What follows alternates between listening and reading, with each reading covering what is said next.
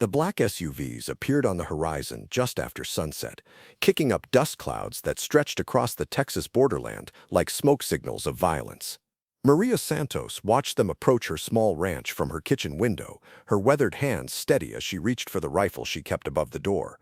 To her neighbors, she was just a widow trying to make a living off 40 acres of scrubland. But the men in those vehicles were about to discover that the quiet farmer they'd targeted had spent 15 years hunting people exactly like them. From which city in the world are you watching this video today? If this story resonates with you, please consider subscribing to hear more untold stories of those who've served on the front lines of America's most dangerous borders, often without recognition or thanks. Maria Santos had chosen her retirement location with the same strategic precision she'd once brought to cartel surveillance operations. 40 acres of scrubland, 15 miles outside Del Rio, Texas, close enough to civilization for supplies, but far enough from main roads to discourage casual visitors.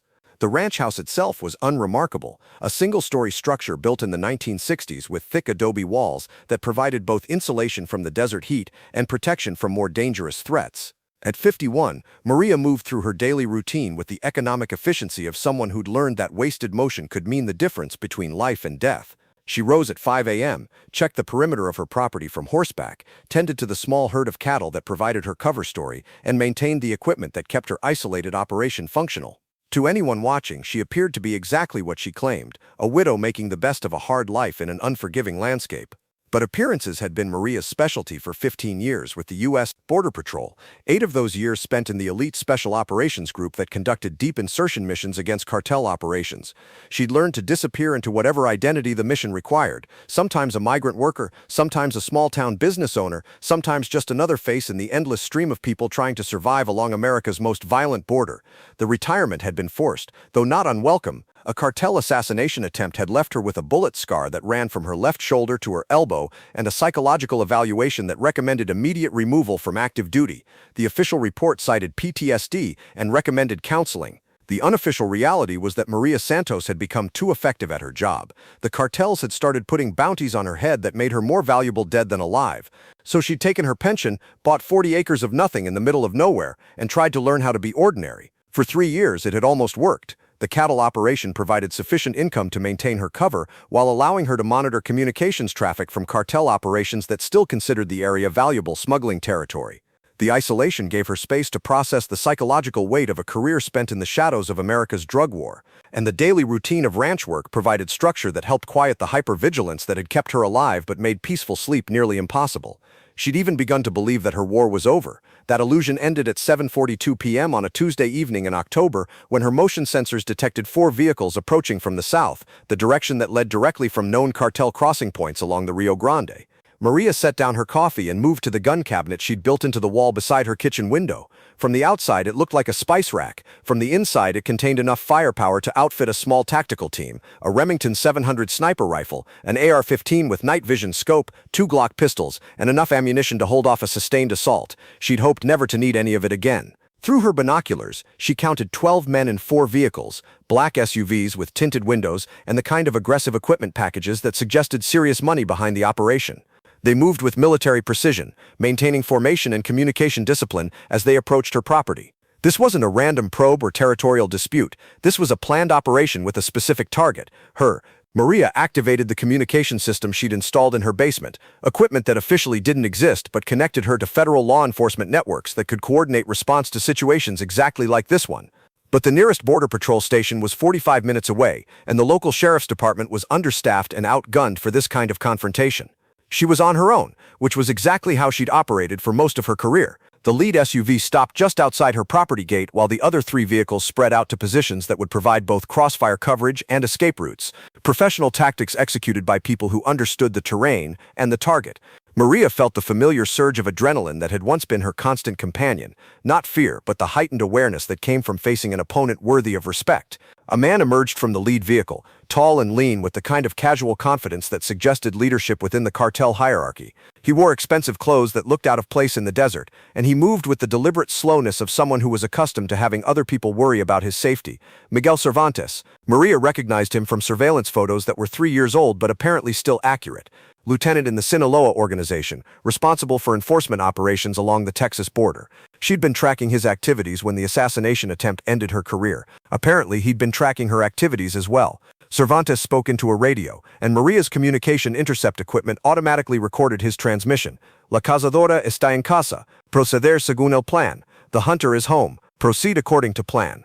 La Cazadora, the hunter. It had been her operational code name during her most successful years with Border Patrol Special Operations. The cartels had learned to fear that designation because it meant their people were going to disappear into federal custody with conviction rates approaching 90%. Apparently, her retirement hadn't erased that reputation. Maria checked her weapons one final time and activated the recording equipment that would document whatever happened next. If she didn't survive the confrontation, at least federal investigators would have evidence of cartel operations that could be used to prosecute the survivors. Cervantes approached her front gate with 2 armed escorts, leaving the rest of his team in overwatch positions. The sun had nearly set, and the desert was transitioning to the kind of purple twilight that could hide movement and confuse range estimation. He was timing the confrontation to maximize his tactical advantages while minimizing hers. Smart, professional, dangerous, but Maria Santos had spent 15 years developing advantages that couldn't be neutralized by timing or positioning, and the quiet farmer that Cervantes thought he was threatening was about to remind him why La Cazadora had become a legend along the border. She opened her front door and stepped onto the porch, the Remington held casually but ready for immediate deployment.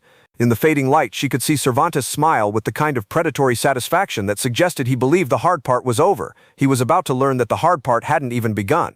Miguel Cervantes had been planning this moment for 3 years, ever since Agent Maria Santos had disappeared from Border Patrol operations and left him without the most dangerous opponent he'd ever faced. She'd cost his organization millions of dollars in seized contraband, dozens of operatives arrested or killed, and smuggling routes that had taken years to establish.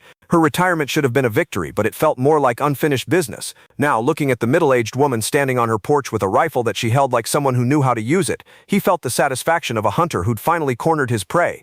"Agent Santos," he called out in heavily accented English, or should I say, Senora Santos. "I understand you have a new life now, very peaceful, very quiet." Maria didn't respond immediately. She was using the conversation to assess the tactical situation, counting muzzle flashes from concealed positions, noting the spacing between vehicles, calculating fields of fire and escape routes, old habits that had kept her alive through situations that had killed other agents. "Mr. Cervantes," she replied finally, her voice carrying the same calm authority she'd once used in interrogation rooms. "You're trespassing on private property. I suggest you leave before this becomes a problem for both of us." Cervantes laughed, the sound carrying across the desert like breaking glass. "A problem? Senora, you are the problem. You think retirement erases what you did to my people? You think hiding on this ranch makes you safe?" He gestured to his men, and Maria heard the distinctive sounds of weapons being readied in the gathering darkness. Professional discipline. They were waiting for orders, not acting on impulse. Cervantes was maintaining control of the situation, which made him more dangerous than a disorganized threat, but also more predictable. "What you did to our operations," Cervantes continued, "the money you cost us, the people you sent to prison, that debt doesn't disappear just because you retire. Tonight we settle accounts." Maria shifted her grip on the rifle, a subtle movement that positioned her for rapid target acquisition while appearing to be nothing more than nervous adjustment. "Mr. Cervantes, I think you've made a miscalculation." "Oh, and what would that be?" "You think I'm the same person you knew 3 years ago. You think retirement made me soft, made me vulnerable." Maria's voice remained level, but there was an edge to it now that suggested dangerous possibilities. "You're about to discover that some skills don't fade with time." Cervantes raised his hand, and Maria knew the conversation was ending. In another few seconds, his men would open fire from concealed positions, turning her ranch into a killing field designed to eliminate the threat she'd represented to their operations. But Maria Santos had spent 15 years preparing for moments exactly like this one. The motion-activated floodlights she'd installed around her property erupted simultaneously, turning night into blazing day and destroying the night vision that Cervantes' team had been counting on. In the same instant, Maria dropped behind the concrete barrier she'd built into her porch, protection that looked like decorative planters but was actually designed to stop rifle rounds. The Remington came up with practiced precision, and Maria's first shot took down the sniper she'd spotted in the brush line 200 yards to her left. Her second shot disabled the lead SUV's engine, eliminating Cervantes' primary escape route and creating the kind of psychological pressure that made professional criminals make amateur mistakes. Cervantes dove for cover behind his vehicle as his men opened fire, but their shooting was undisciplined. The sudden transition from darkness to brilliant illumination had disrupted their carefully planned fields of fire. Maria counted muzzle flashes and began systematically eliminating threats in order of their danger to her position. The third shot took down a cartel operative who tried to flank her from the right. The fourth shot shattered the windshield of the SUV that contained their communications equipment. equipment. The fifth shot hit the fuel tank of the vehicle farthest from her position, creating a fireball that illuminated the entire battlefield and sent two more cartel operatives running for cover that didn't exist. Within 90 seconds, Maria had turned a carefully planned cartel assassination into a tactical disaster that left Cervantes with half his force eliminated and no viable escape strategy. But the operation was far from over. Cervantes was shouting orders in rapid Spanish, trying to regain control of a situation that had spiraled beyond his ability to manage. His remaining men were professional enough to maintain discipline under fire, but they were facing an opponent who understood their tactics better than they understood hers. Maria had been hunting people like them for 15 years. She knew how they thought, how they moved, how they reacted under pressure. More importantly, she knew their weaknesses. The cartel's greatest strength, their willingness to use overwhelming violence, became a liability when facing someone who couldn't be intimidated. Their careful planning became predictable when confronting someone who'd helped write the tactical manuals they were trying to implement. And their professional discipline became a constraint when fighting someone who was willing to break every rule of engagement they'd been taught to respect. Maria's next shot came from a different position. She'd moved through her house to a second-floor window that provided elevation and a better angle on the remaining vehicles. The shot took down another operative and sent a clear message. She wasn't pinned down, she wasn't running out of ammunition, and she wasn't going to be overwhelmed by superior numbers. Cervantes finally understood what he was facing. This wasn't the vulnerable retiree he'd expected to find. This was La Cazadora, the hunter who'd made cartel operatives afraid to work the Texas border. Retirement hadn't changed her capabilities. It had just given her 3 years to prepare for exactly this kind of confrontation. He made the smart tactical decision, retreat and regroup rather than lose the rest of his team to an opponent who clearly had both home field advantage and superior skills. But Maria Santos wasn't planning to let him leave. Some accounts could only be settled permanently. As Cervantes ordered his men to withdraw, Maria activated the final element of her defensive strategy. The ranch had been wired with sensors and communication equipment that automatically notified federal law enforcement of any large-scale violence on the property. By now, Border Patrol tactical teams were en route, along with FBI agents who specialized in cartel operations. Cervantes could run, but he wouldn't get far, and Maria had enough intelligence on his operations to ensure that running would only delay the inevitable. The 3-year quiet period was over. La Cazadora was back in the fight, and this time she had the home field advantage. The silence that followed the cartel retreat was deceptive. Maria knew that Cervantes wasn't giving up. He was regrouping, reassessing, and planning a different approach. Men like him didn't survive in cartel hierarchies by accepting defeat easily. They survived by being more ruthless than their opponents and more persistent than their problems. Maria reloaded her weapons and began systematically checking her defensive perimeter. The floodlights had revealed the effectiveness of her preparations, but they'd also shown Cervantes exactly what he was facing. The next assault would be different, more careful, more sophisticated, designed to neutralize the advantages he'd just discovered. Her communication equipment crackled with incoming federal response. Border Patrol Tactical Unit 7 was 18 minutes out. FBI Organized Crime Task Force was 25 minutes behind them. Local Sheriff's Department was requesting instructions on how to coordinate with federal assets. 18 minutes was an eternity in tactical time, enough for a professional team to reorganize, establish new positions, and launch a coordinated assault that could overwhelm even a well-prepared defender. Maria activated her night vision equipment and began hunting. For 15 years she'd been the predator in this equation. Cartel operatives had learned to fear the darkness because Maria Santos moved through it like a natural force, appearing where they least expected her and disappearing before they could respond. Retirement hadn't diminished those skills. It had just given her new terrain to master. She slipped out of her house through the back entrance she'd never shown to any of her neighbors, moving across ground she'd mapped and prepared over 3 years of seemingly peaceful ranch life. Every tree, every boulder, every depression in the landscape had been cataloged for its tactical potential. She knew which routes provided concealment and which offered fields of fire. She knew where Cervantes would try to establish overwatch positions and where his men would seek cover. Most importantly, she knew that the advantage had shifted. Cervantes was no longer hunting a vulnerable retiree on unfamiliar ground. He was being hunted by someone who'd turned this 40 acres of scrubland into the deadliest trap on the Texas border. Maria found the first cartel operative exactly where she'd expected him, behind a cluster of mesquite trees that provided concealment from her house but left him exposed to approaches from the north. He was good enough to remain invisible to casual observation, but Maria had been tracking movement patterns for an hour before the assault began. She knew where everyone was positioned before the shooting started. The suppressed pistol made no more sound than a sharp hand clap. The operative was down before his brain could process the threat, another casualty of overconfidence and inadequate intelligence. The second operative was harder to reach, positioned in a natural depression that provided excellent concealment and multiple escape routes. But Maria had spent months preparing for exactly this scenario. She approached from downhill, using the terrain itself to mask her movement until she was close enough to eliminate the threat without alerting his teammates. 2 down, at least 4 remaining, plus Cervantes himself. Maria's radio intercepted cartel communications as Cervantes tried to re-establish contact with his missing operatives. The Spanish was rapid and increasingly frustrated as he realized his men weren't responding to his calls. Professional discipline was giving way to the kind of fear that made dangerous people make fatal mistakes, but Cervantes was too experienced to panic. When he couldn't raise his perimeter team, he adapted his strategy rather than abandoning it. Maria heard him ordering his remaining men to withdraw to the vehicles and prepare for immediate departure. He was cutting his losses and preserving his assets for a future operation. Maria couldn't allow that to happen. Cervantes knew where she lived and what she was capable of.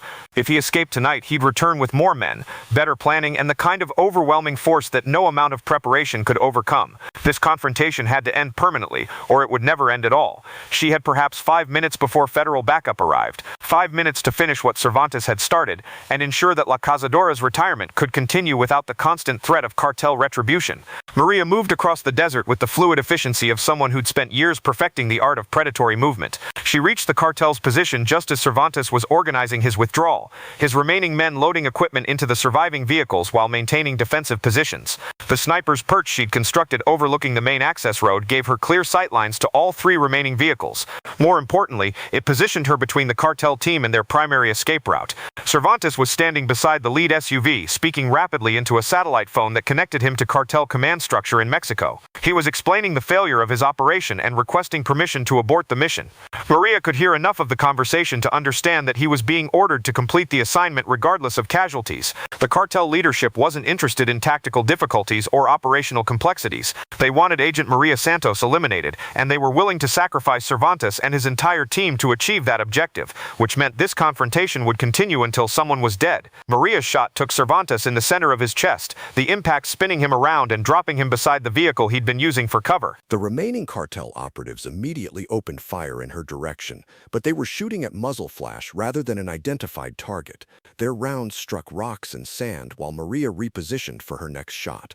The second shot disabled their communications equipment. The third shot penetrated the engine block of their primary escape vehicle. The fourth shot eliminated the operative who'd been trying to flank her position from the left.